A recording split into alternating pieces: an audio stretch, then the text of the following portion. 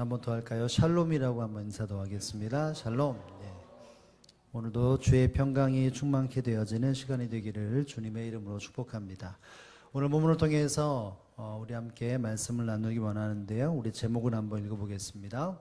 나병 환자의 깨끗함. 여러분 한 주간 동안 어떤 문제를 안고 한 주간을 보내셨습니까? 질병의 문제도 어떤 사람에게는 있었을 것이고 또 어떤 사람에게는 물질의 문제가, 또 어떤 사람은 관계의 문제가, 어떤 사람은 가족의 문제가, 수많은 문제를 안고 우리는 한 주간은 살았을 것입니다. 나 혼자만 문제를 안고 있는 것이 아니라 모든 사람이 저마다 다른 모양의 문제들을 떠안고 살아가는 것이 오늘날 우리의 삶이라고 말할 수 있을 것입니다. 믿지 않는 사람도 문제가 있고 믿는 사람도 수많은 문제를 떠안고 삶을 살아갑니다. 그런데 중요한 것이 있다면 이 문제가 하나가 딱 끝나고 넘어가면 모든 문제가 딱 사라지는 것이 아니라 또 다른 문제가 생깁니까? 안 생깁니까? 예, 생깁니다. 그렇죠. 이 문제를 딱 뛰어넘었는데 갑자기 관계의 문제가 터지든지 물질의 문제가 터지든지 사업의 문제가 터지든지 수많은 문제가 터지게 됩니다. 즉 하나의 문제가 해결되면 모든 게 끝나는 것이 아니라 또 다른 문제들이 이렇게 파도가 밀려오듯이 계속해서 끊임없이 밀려오는 게 우리의 신앙생활이라고 말할 수 있습니다. 이와 같은 일들이 세상에도 있고 우리의 신앙 가운데도 있는데 세상 사람들은 그 모든 것을 받으면서 그냥 받음으로써 데미지가 입혀지고 그 속에서 이리저리 흔들려가며 삶을 살아갑니다. 그런데 믿음의 사람들은 그와 같은 현실 속에서 그 다음 것들을 준비하고 그것으로 인해 조금씩 쌓이는 힘듦이 아니라 그곳에서 주님의 은혜를 누리게 되는 것이 세상 사람들과 다른 모습이라고 말할 수 있을 것입니다. 왜냐하면 우리가 이 땅에 삶을 살아갈 때 문제가 있지만 문제를 해결하시는 주님이 함께 하시기 때문이라는 사실을 우리는 기억해야 합니다. 어떤 문제를 안고 있느냐가 중요한 것이 아니라 예수님과 함께 그 일들을 어떻게 헤쳐나가느냐, 이것이 더 중요한 것입니다. 여러분, 그래서 오늘 본문에도 보면 예수님은 수많은 사람들을 만나고 계시는 장면을 보게 됩니다. 특별히 오늘 본문에 읽지 않았지만 이 앞장, 즉 마태복음 7장의 말씀에 보면 그 7장의 처음 시작은 마태복음 5장에서부터 시작이 됩니다. 5장, 6장, 7장 이 세 장에 걸쳐서 예수님은 한 지역에서 일들을 행하게 되는데, 여러분 5장, 6장, 7장을 간략한 네 단어, 네 글자로 말하면 뭐라고 말할 수 있을까요? 그렇죠. 상상수훈입니다. 수많은 사람들에게 예수님을 믿는, 하나님을 온전히 섬기는 사람들의 삶이 무엇인지를, 그 삶을 세밀하게 어떤 상황에선 이렇게 그 모든 것에 복을 누리는 것이 무엇인지를 상세하게 설명을 합니다. 그리고 난 이후에 이 8장이 시작이 됩니다. 말씀을 강론하시고 또 수많은 사람들의 이적과 기적을 행하시는 그 이들과 이 모든 일들을 다 지나가면서 읽지 않았지만 1절에 보면 사람들이 우르르 군중이 되어 사람들이 몰려다니는 것을 봅니다. 뭐라고 나옵니까? 예수께서 산에 내려오시니 수많은 무리가 따랐다. 한두 명이 아니라 예수님과 함께하는 12명만 예를 따는 것이 아니라 수많은 사람들, 정확하게 알 수 없지만 그러나 수많은 상상할 수 없는 사람들이 예수님을 쫓아다녔다라고 말합니다. 왜 이 사람들이 예수님을 따르고 예수님 앞에 가까이 왔을까요? 저마다 문제가 있고 그 문제를 해결받기 위해서 예수님 앞에 왔습니다. 질병의 문제, 영적인 문제, 영적인 진리의 문제, 수많은 문제들을 안고 예수님 앞에 왔죠. 왜요? 그 문제들을 고침받기 위해서. 그 일들을 고침받기 위해서 행했던 사람 중에 한 사람, 왔던 사람 중에 한 사람이 오늘 우리가 보는 말씀 속에 등장을 합니다. 우리 한번 2절의 말씀을 다 함께 읽습니다. 시작. 한 나병 환자가 나와 절하며 이르되 주여 원하시면 저를 깨끗하게 하실 수 있나이다 하거늘. 여러분 누가 등장합니까? 한 나병 환자. 옛날 성경에 보면 문둥병자 이렇게 나오더라고요. 여러분 나병 환자가 예수님 앞에 나오는데 그의 바람이 무엇이었죠? 깨끗하게 받는 것. 내 이 질병이 깨끗하게 받는 것, 영적으로 본다면 정결케 되는 것이라고 말할 수 있습니다. 여러분, 여러분이 아는 나병은 어떤 병이겠습니까? 피부의 질병이다 이렇게 말하지만 중한 피부의 질병이라고 볼 수 있죠. 성경에 보면 이 나병 환자 혹 중한 피부병에 걸린 사람들은 이러한 어떤 표면적인 일들이 드러나고 이와 같은 사람들은 이러한 삶을 살아가고 만약에 깨끗하게 됐다면 이러한 것을 이루어야 한다. 이것이 레위기 13장과 14장 두 장에 걸쳐서 등장을 합니다. 그 말씀에 보면 사람들이 그것대로 삶을 살아가야, 이 나병에 걸리면 그에 준하는 삶을 살아가야 되는데 어떤 삶을 사냐면 이 사람들은 머리를 헤치고 다녀야 합니다. 여기 보면 머리 묶으신 분도 계시고 헤친 분도 계시지만 여기에 이 병에 걸리면 묶을 수가 없습니다. 그냥 풀어헤치고 다녀야 돼요. 뿐만이 아니라 옷을 찢어진 채로 거리를 걸어 다녀야 합니다. 그리고 사람들이 지나다니는 거리를 지나갈 때면 그냥 조용히 조심히 가는 것이 아니라 외쳐야 합니다. 뭐라고 외칠까요? 수많은 사람들이 내가 지금 이 자리를 지나가니까 사람들은 알아야 합니다. 이렇게 말합니다. 왜냐하면 여러분이 나병이나 문둥병이나 이런 질병은 부정하다는 하나님의 어떤 말씀에 나타나기 때문에 그것은 죄로 인해 하나님의 사람들이 반드시 정결케 되어지는 과정을 통해서 깨끗게 되어야 한다는 중심에 부정하다라고 하는 것이 덧입혀졌습니다. 여러분 그렇기 때문에 사람들과 함께하는 것도 때로는 어려움이 있기 때문에 사람들이 가까이 가면 사람들이 가까이 지나갈 때 외쳐야 합니다. 뭐라고 외치냐면 부정하다, 나는 부정하다, 나는 부정하다라고 외칩니다. 왜냐하면 이 사람들이 스치면 이 사람도 함께 부정하기 때문에 그 전례에 따라서 이 부정을 정결케 해야 되는 이와 같은 단계가 사람들에게 적용되어지기에 이 사람은 사람들을 지나갈 때마다 사람들이 나를 피해갈 수 있도록 외쳐야 합니다. 나는 부정합니다. 나는 부정합니다. 나를 지나갈 때 나를 피하십시오. 이런 의미로 다닙니다. 그리고 아무 말 없이 이렇게 지나쳐가다가 사람에 걸립니다. 어떤 일이 벌어질까요? 돌을 갖다가 던져서 이 사람을 처형합니다. 여러분, 지금 이 나병 환자가 예수님 앞에 나와서 예수님 저를 깨끗하게 해주십시오. 이것이 그냥 어떤 다친 사람이 와서 고쳐달라고 하는 이런 분위기가 아닙니다. 사람들에게 내가 가기를 원합니다라고 말할 때 사람들이 쉽게 비켜주지 않는 현실, 조심스럽게 예수님 앞에 다가간다면 사람들이 돌을 던져서 죽을 수도 있는 환경, 그럼에도 불구하고 이런 같은 환경과 배경을 잠재하고 예수님 앞에 나아가서 예수님 저를 깨끗하게 해주십시오 라고 말하는 것은 수많은 어려움들과 어떤 어려움들을 극복해야만 이 일들이 이루어질 수 있는 것이죠.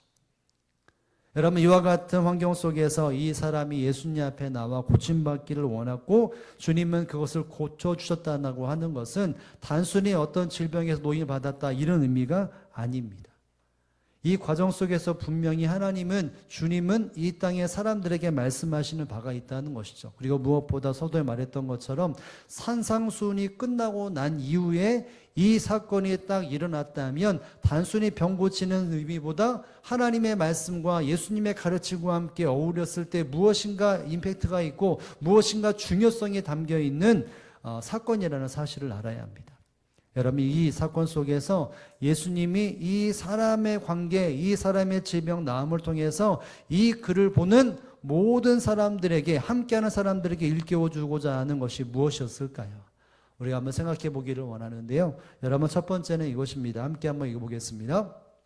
주님의 원하심. 여러분 이 질병의 노임을 받고 깨끗하게 받는 것에 예수님이 이 부분에서 강조하는 것이 있다면 주님께서 원하셨다는 것이죠. 여러분 2절의 말씀을 다시 한번 읽어볼게요. 2절 다시 한번 읽어봅니다. 시작. 한 나병 환자가 나와 절하며 이르되 주여 원하시면 저를 깨끗하게 하실 수 있나이다 하거늘. 아멘. 여러분 이 사람의 원함은 당연하겠죠. 내가 이 주변에서 고침받기를 원합니다 라고 하는 것은 이미 그 배경 속에 여기까지 왔던 걸음 속에 잔신하게 남겨져 있습니다. 그런데 이 사람이 고백하는 것은 무엇입니까? 주님께서 원하시면, 나의 이 모든 질병은 주님께서 원하시면 이라는 것에 주님 앞에 묻습니다. 간절히 소망합니다. 이 사람의 의지도 이 사람의 간절함도 있지만 이 병을 고침받기 위해서는 누가 원하셔야 합니까? 주님께서 원하셔야 이 질병이 고침받는다라고 하는 믿음이 이 생각과 이 믿음이 그에게 있었던 것이죠. 여러분, 그래서 예수님 뭐라고 말씀하시면서 고치실까요? 우리 3절의 말씀 다 함께 읽습니다. 시작. 예수께서 대시며 이르시되 내가 원하노니 깨끗함을 받으라 하시니 즉시 그의 나병이 깨끗하여진지라. 아멘. 예수님이 손을 뻗쳐서 그르게 되시고 또 그 모습을 통해서 결국은 그 나병이 깨끗하게 되었다. 단순하게 질병에서 고침 뿐만이 아니라 정결하게 되었다는 의미도 포함되어옵니다. 부정했던 것이 정결케 되어지고 하나님 앞에 나아갈 수 없었던 그 모든 것들이 깨끗하게 되어져 하나님 앞에 나아갈 수 있는 존재, 사람들과의 어울릴 수 있는 존재가 되었다는 것이죠. 여러분, 그런데 예수님이 말씀하시는 것을 보면 그 사람이 주께서 원하시면 이라고 하는 말을 그대로 하시면서 뭐라고 말씀하시죠? 내가 원하노니 라고 말합니다. 내가 원하노니 깨끗함을 받으라 이렇게 말합니다. 여러분, 예수님께서도 이 말씀 내가 원하노니 깨끗함을 받으라 이 말은 그냥 예수님이 권위를 가지고 말씀하신 그 의미가 있습니다. 그것이 무엇이냐면 신적 권능자만 할 수 있는 말입니다. 내가 원하노니 깨끗함을 받으라. 이 말은 단순히 랍비로서의 예수님이 말씀하신 것이 아니라 신적인 권능을 가지시고 내가 신으로서 이것을 사람에게 하기를 원한다. 이 마음을 가지고 선포하셨기에 이 사람이 깨끗함을 받았다는 것을 우리는 기억할 수 있어야 합니다. 여러분, 이 사람이 깨끗하게 받을 수 있는 결정적인 요인은 바로 예수님께서 원하셨다는 것이죠. 만약 이 사람이 간절히 원해도 예수님이 원하시지 않는다면, 허락하지 않는다면 절대로 깨끗함을 받을 수가 없었던 것이죠. 인생의 성도들의 삶 속의 수많은 문제들이 해결받는 그 가장 중심은 나의 간절함도 있어야 하지만 누가 원하셔야 합니까? 주님이 원하셔야 합니다. 모든 환경 속의 문제와 질병과 관계와 어떠한 현실 속에 닥쳐지는 수많은 문제들이 해결되는 것은 내가 아무리 원한다고 해도 되는 것이 아니라 누가 원하셔야 됩니까? 예수님께서 원하셔야만 돼. 원하시는 것이 내 삶 속에 그대로 이루어지는 것이죠. 여러분, 우리는 알아야 합니다. 신앙생활 할 때에 나의 수많은 문제들 속에 주님이 원하심이 무엇인지를 알아야 합니다. 여러분, 예수님께서 예수님의 사역 가운데 수많은 사람들을 만나셨는데 예수님의 원함이 무엇이었을까요? 문제를 가지고 나온 사람들을 대할 때 예수님은 어떤 잣대를 딱 대고 얘는 오케이 넌 고침, 너는 안 돼, 좀 보류 이렇게 하셨습니까?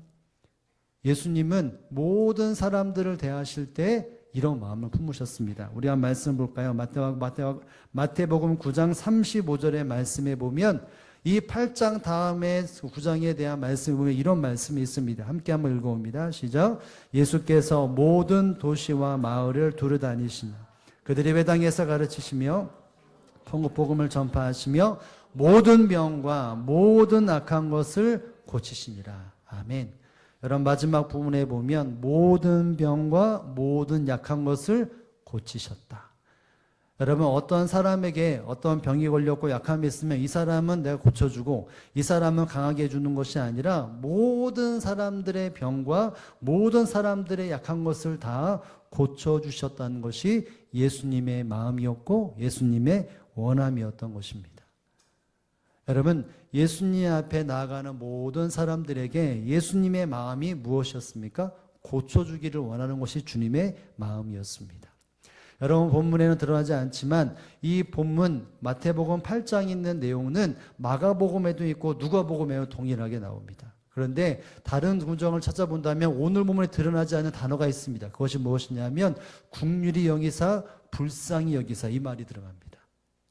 예수님은 예수님 앞에 나왔던 나병 걸린 자 또는 수많은 질병과 문제를 안고 있는 사람들에게 예수님의 마음은 긍휼히 여기는 마음, 불쌍히 여기시는 마음을 가지셨기에 그들을 고쳐주고자 하는 것이 예수님의 마음이었고 예수님의 원함이었던 것이죠. 그 원함이 있었기 때문에 모든 사람들이 다 고침을 받았고 주님의 보호하심을 경험했습니다. 여러분, 예수님의 원함, 이 땅에 하나님의 사람들에 향한 예수님의 원함은 그 모든 문제를 더하게 하시는 하나님이 주님이 아니라 그 문제들을 어떻게 하시는 하나님입니까? 해결하시는 그 원함이 있는 주님이라는 사실을 알아야 합니다.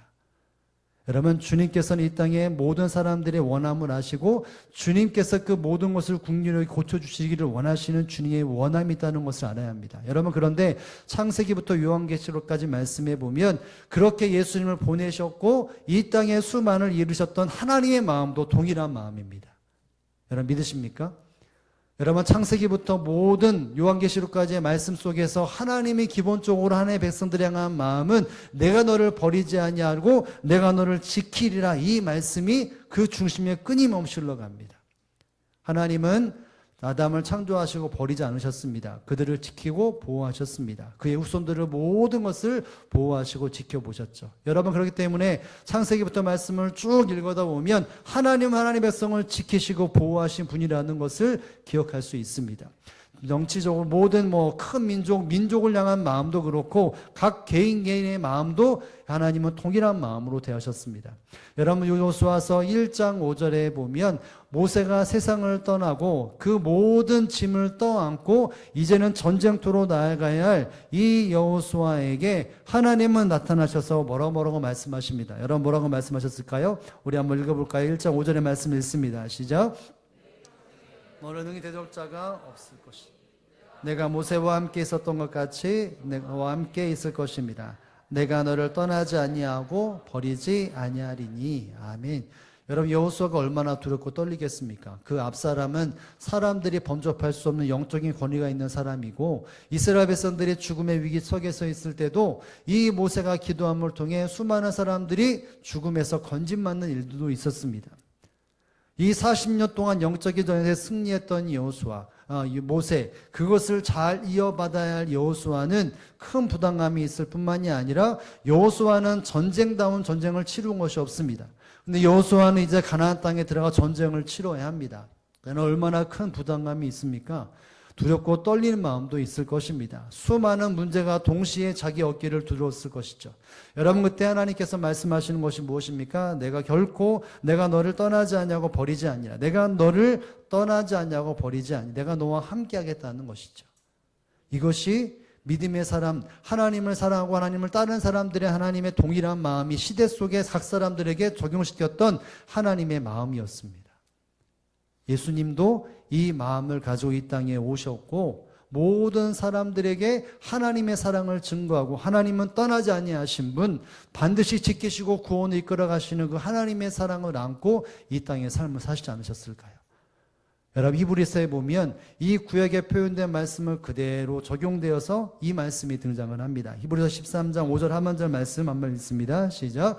그가 친히 말씀하시기를 내가 결코 너를 버리지 아니하고 너를 떠나지 아니하리라 하셨느니라. 아멘.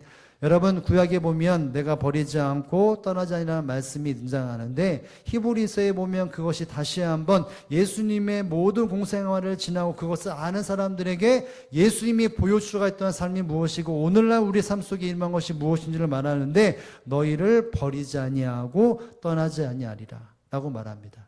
근데 앞부분에 보면 결코 이렇게 말이 나옵니다. 예수님은 어떤 상황에서도 버리지 아니하고 떠나지 아니하시고 그와 같이 내버려 두지 아니하시고 함께 하시고 지키시고 보호하시는 주님이시고 하나님이라는 것이죠. 이것이 주님을 사랑하는 사람들의 마음, 그리고 하나님을 사랑하는 하나님의 마음이고 원함이라는 것을 우리는 알 수 있어야 합니다.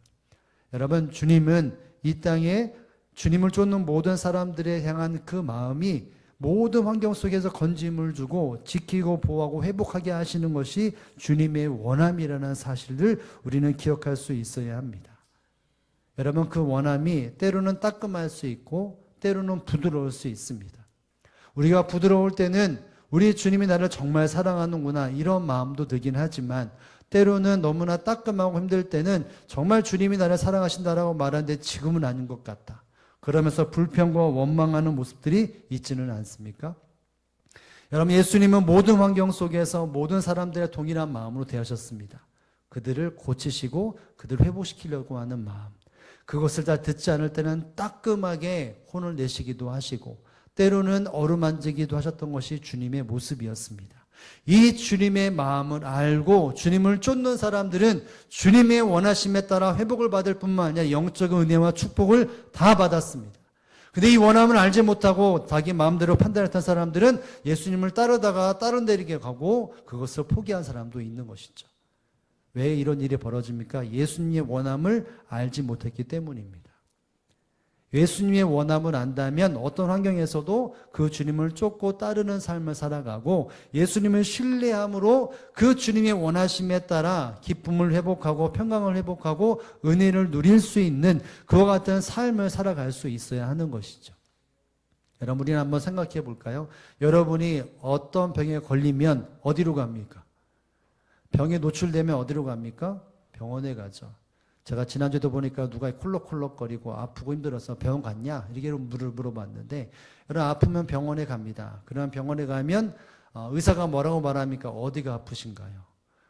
가만히 말하지 않는 모습이 아니라 어디가 아프십니까? 그럼 말을 해야 합니다. 그죠? 그럼 내가 어디가 아픕니다. 그것만 아픕니까? 예를 들어서 감기 걸렸다고 하면 기침이 나옵니다. 그러면 기침만 합니까? 가래는 안 나옵니까? 머리 안 아프니까 일일이 다 물어봅니다. 그러고 난 후에 처방을 내립니다. 약을 지어 드시면 됩니다. 며칠 동안 먹고 단 이러이러한 생활 하지 마십시오. 술 드시지 마시고 담배 피지 마시고 잠 푹 주무시고 이렇게 금기될 사항들을 쫙 나열하면서 그 뒤에 보겠습니다. 이런 말 듣습니까? 안 듣습니까? 여러분 그렇다면 물어보겠습니다. 여러분 환자의 원함은 무엇입니까? 고침받는 거죠. 그러면 의사의 원함은 무엇입니까? 고쳐주는 게 원함이겠죠. 그런데 그 원함을 이야기할 때는 해야 될 것들을 말합니다. 이건 절대로 하지면 안 됩니다. 만약에 그 말을 듣지 않고 일주일 뒤에 가면 뭐라고 듣죠? 잘 지내셨구나. 왜 그렇게 사셨냐고. 왜 할 것 하지 않고 왜 할 거냐고 라고 막 타박을 주지 않습니까? 제가 그런 일들을 경험했거든요. 왜 이렇게 했냐고. 목발 짚고 다니는데 목발 안 집었냐고. 이러저러한 일들에 대해서 쭉 이야기할 때 뭐라고 말해요. 괜히 기분 나쁘게. 여러분 그런데 의사의 마음은 동일합니다. 환자가 고침받기를 원하는 것. 여러분 우리 주님께서 우리의 삶 속에 수많은 장치를 만들어 놓으신 이유가 있다면 우리에게 원함이 있기 때문입니다. 내가 온전케 되기를 원하고 회복되기를 원하고 이러저러한 일 되기를 원하고 여러분 그 원함을 아는 사람이 주님의 은혜를 누리고 회복을 누립니다. 근데 그 원함을 뒤로 한 채 내 마음대로 살아가고 내 마음이 맞지 않다고 그냥 돌아다닌다면 그 일에서 벗어날 수 없습니다. 그 문제에서 해결받을 수 없습니다. 여러분 우리의 모든 문제는 예수님의 원함에 달린 문제입니다.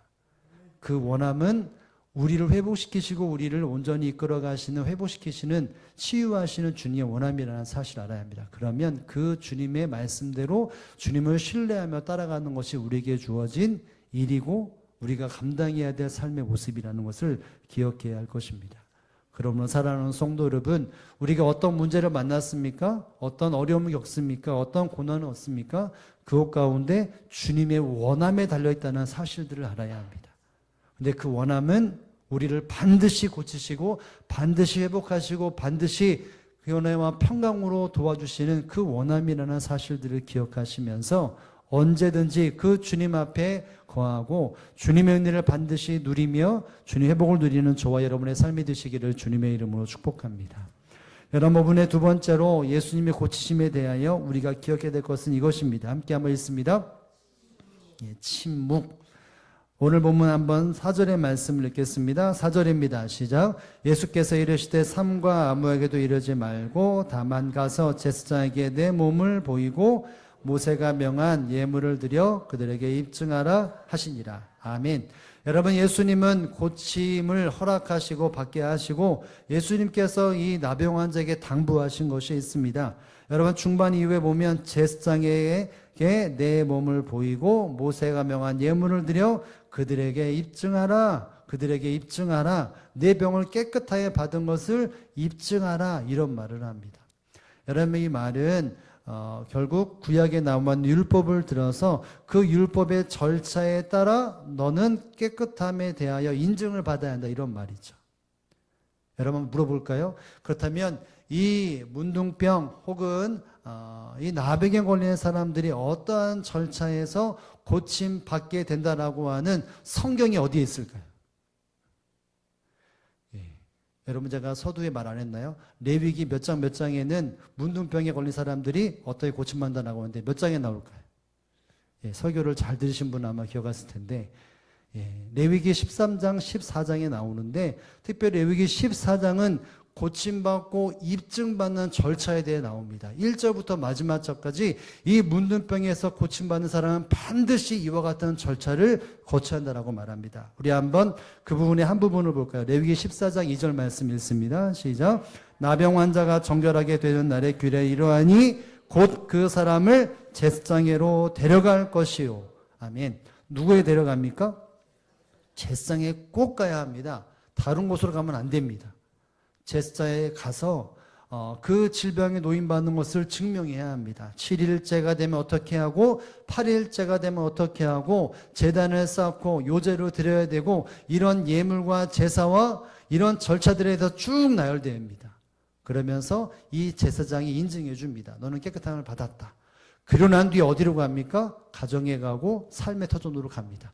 그걸 받지 못하면 갈 수가 없습니다. 오히려 돌맞아 죽거나 사람들 앞에 나와서 왜 부정한 데 왔느냐? 이런 말을 할 수밖에 없습니다. 나 깨끗함 받았어! 라고 말하는 것이 먹히지 않습니다. 제사장에 가서 제사장이 인증해 주어야 그것이 회복된다는 것이죠. 이것은 예수님께서 고침받는 것에 대한 구약 율법을 그대로 가져다가 그 율법의 중요성을 쭉 나열합니다. 말씀은 반드시 지켜야 한다는 것이죠.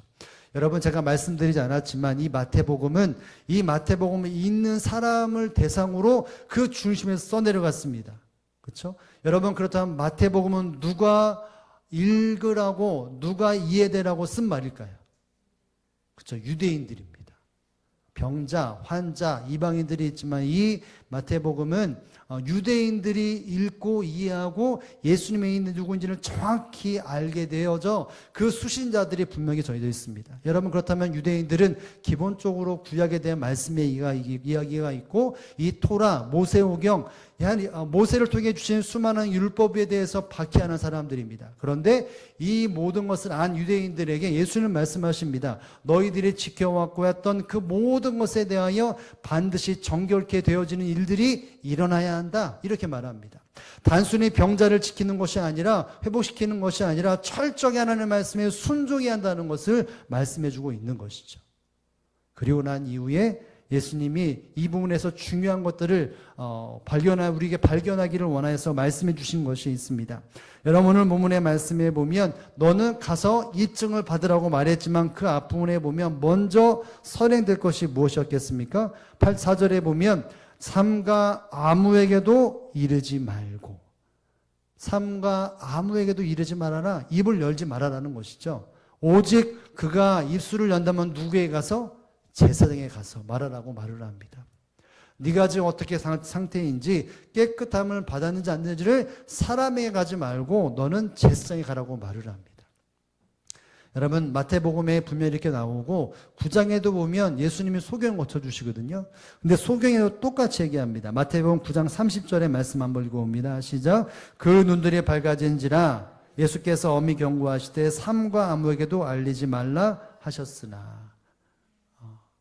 여러분 예수님이 9장에도 똑같이 말합니다. 누구에게도 말하지 말아라. 이렇게 말씀을 하십니다. 또 마태복음 12장 16절에 보면 또 말합니다. 고치시고 나서 이런 말을 하십니다. 자기를 나타내지 말라 경고하시니. 마태복음 16장 20절에도 이런 말씀이 있어요. 제가 한번 읽겠습니다. 이에 제들의 경고하사 자기가 그리스도인 것을 아무에게도 이르지 말라 하시니라. 여러분 마태복음의 각 장별로 이렇게 보면 이와 같은 일들이 드러납니다. 예수님 말하지 말아라, 말하지 말아라. 왜 말하지 말라고 말하겠습니까? 여러분 이 한 사람 한 사람이 고침받는 것이 얼마나 기쁘고 즐거운 일이겠습니까? 특별히 나병 환자, 사람들과 격리되어져 가족들과 격리되어 생활 속에서 이제는 깨끗하게 되어 가고 싶은 마음이 분명히 있었음에도 불구하고 예수님은 가지 말고 제사장에 가라. 삼가 누구에게도 삼가 내 사랑하는 자녀들에게도 삼가 내 사랑하는 아내와 남편에게도 부모에게도 친구에게도 이르지 말고 제사장에 가라. 여러분 여기에는 뭐 몇 가지 의미가 있겠지만 가장 주석가들이 말하는 것은 이 병 고치는 것을 통해서 예수님이 누구인지를 세상 사람들이 말할 때 단순히 예수님은 병을 고치는 분으로 덧입혀질까봐 말을 하지 말라고 말합니다. 예수님은 단순히 병 고치기 위해 이 땅에 오신 분이 아니라 인생의 진정한 문제, 사망의 문제, 영적인 죽음의 문제를 해결하겠다고 오셨는데 이것을 듣고 예수님이 우리의 문제 해결하시는 분이라고 말하면서 정치적인 메시아로 예수님을 등극시키기 그와 같은 분위기가 있을까 봐서 즉 그때 당시엔 로마의 압제 속에서 로마의 포로처럼 로마의 어떤 권세 아래서 삶을 제약하는 삶을 살았는데 예수님이 우리의 문제를 해결해 주셨다. 질병을 고쳐주셨고 모든 것을 고쳐주셨다는 그 말 속에 예수님의 진정한 메시아담이 가리워지고 단순하게 문제만 해결하시는 분이라고 하는 질병을 해결하신 분이라고 하는 사람들이 오해할까 봐 그것에 치우칠까 봐 예수님은 말씀하신 것입니다.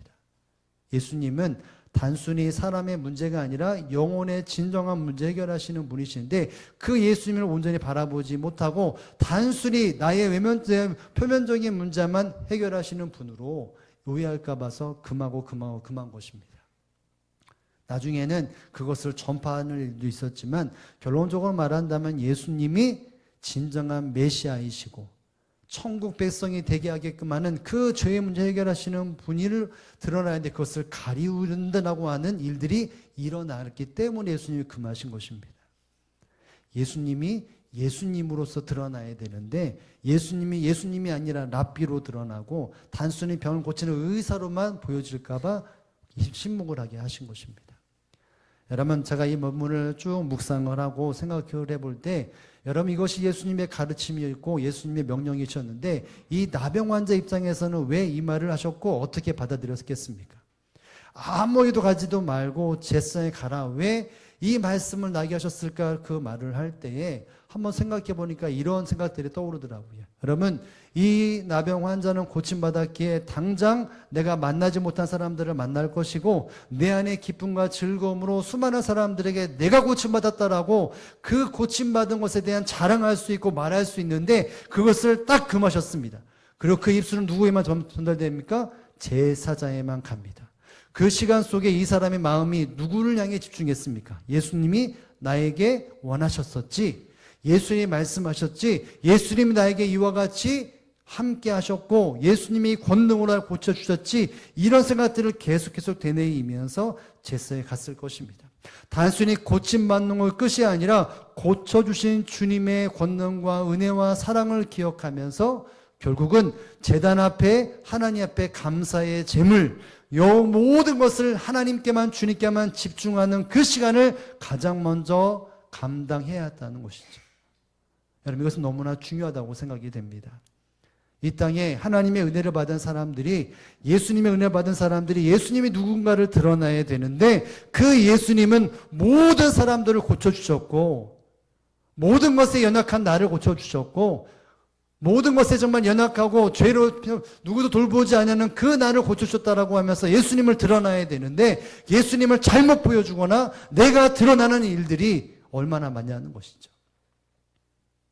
예수님은 내가 예수님의 은혜에 따라서 예수님이 높아지시고 예수님이 존귀케 되어져야 되는데 예수님의 이 영광과 예수님의 기쁨들이 드러나는 것이 아니라 사람의 기쁨과 예수님이 감추어져 있는 그 모습들이 오늘날 예수를 믿는 사람들에게서 보이지는 거 아니겠는 것이죠. 예수님이 이 땅의 진정한 메시아고 나 같은 죄인을 살리셨다라고 하는 것이 그 주님의 이름이 높아져야 되는데 고침받는 내가 드러나고 예수님과의 긴밀한 교제보다 단순히 고침받는 그것에 한 번에 확 지나가는 그것으로 신앙생활하고 있는 부분이 있지 않냐는 것이죠. 여러분 제가 많은 사람들을 접하면서 이야기를 듣습니다. 고침받은 것, 수많은 은혜를 누린 것을 이야기를 하다 보면 마음속에 정말 주님이 대단하구나. 진주어 대신 주님이 드러나는 것도 있지만 때로는 가주어가 드러납니다. 주님 때문에 고침받은 나. 주님이 가주어가 되어지고 주님이 진주어가 되었는데 가주어가 되는 것처럼 사람들이 예수님이 아니라 사람들을 포장하는 일들이 너무나 많다는 것이죠. 주님이 우리 가정을 축복해 주셨어. 주님이 나에게 은혜를 주셨어. 라고 말할 때 나는 특별한 사람이고 나의 가정은 특별한 가정이라는 것을 덧입혀져서 예수님은 특별한 사람에게만 어떤 기준이 되는 사람들에게만 되는 것이라고 하는 것을 덧입혀 줄 수 있는 것이죠. 여러분, 예수님은 모든 사람들을 어루만져 주시는 분입니다. 나 같은 죄인을. 그러면 모든 환경 속에 주님이 드러나고 주님이 메시아가 되시고 주님이 구원자가 되는 것을 드러나야 되는데 사람이 드러나는 일들이 있다는 것이죠. 여러분, 이것은 나병 고치셨던 깨끗하게 하셨던 주님의 마음이 어긋나 있는 모습입니다. 여러분, 이 모습 결국은 주님과 긴밀한 교제와 주님이 누구인지를 내 스스로 알게 되는 시간 속에서 이 사람이 깨끗하게 치유받았다는 것을 말하고 있습니다. 여러분, 하나님의 은혜는 은혜로 끝나는 것이 아니라 그 은혜 받음으로 하나님과의 더 긴밀한 과제로 나아가는 더 큰 은혜를 사모하는 마음으로 삶을 살아가야 합니다. 내가 드러나고 내 어떤 이름이 드러나는 것이 아니라 그럴수록 낮아지고 주님의 이름만이 드러나고 주님과 더 깊은 교제로 겸손함으로 나의 삶에 열매 맺는 존재가 되어져야 한다는 것입니다. 이것이 이 깨끗함 받은 사건 속에 드러난 주님의 역사고 주님의 마음입니다. 여러분, 이 마음 때문에 우리가 이 자리에 있어야 하고 우리의 삶을 내어드려야 합니다. 여러분, 어떤 환경에서 주님은 우리에게 원함을 가지고 계신 주님이라는 사실을 알아야 합니다. 그 원함은 나를 깨끗하게 하실 그 원함이고 주님이 원하셔야만 내 문제가 해결된다는 것을 함께 그 주님을 더욱더 신뢰하는 저와 여러분의 삶이 되어지기를 주님의 이름으로 축복합니다. 그리고 이 모든 곳에서 세상을 향하여 침묵해야 합니다.